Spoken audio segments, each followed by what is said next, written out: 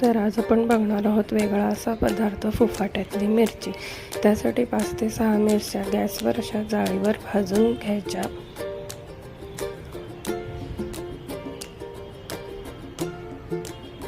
त्या छान अशा खरपूस भाजेपर्यंत छान परतून पण घ्यायच्या।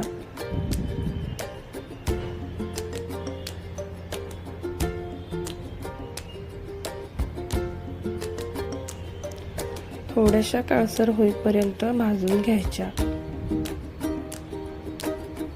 त्यानंतर काढून त्या साईडला ठेवून गार होऊ द्यायच्या। त्यानंतर त्याचे छोटे छोटे तुकडे करून घ्यायचे मिरच्यांचे। त्यानंतर त्यात 2 चमचे दही घालायचं।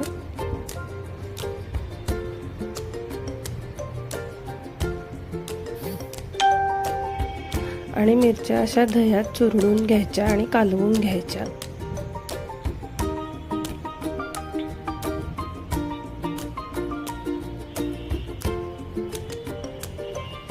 आणि पुन्हा हे एकजीव करून घ्यायचे मिश्रण।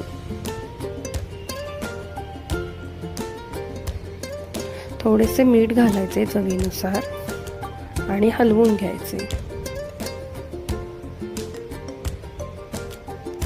त्यानंतर एका तडका पॅन मध्ये 2 चमचे तेल घ्यायचे। त्यामध्ये अर्धा चमचा मोहरी घालायची,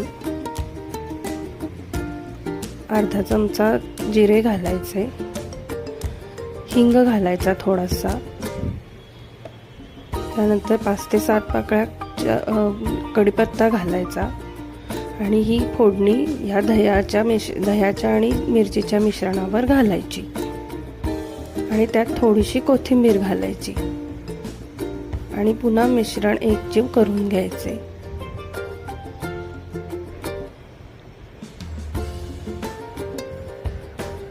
त्यानंतर चिमटभर साखर घालायची आणि पुन्हा हलवून घ्यायचे मिश्रण। आणि तयार आहे आपली सुंदर अशी फुफाट्यातली मिरची। भेटू पुढच्या ब्लॉगमध्ये। बाय। आणि ही फुफाट्यातली मिरची आपण तोंडी लावणे म्हणून जेवणात खाऊ शकतो। Bye, thank you.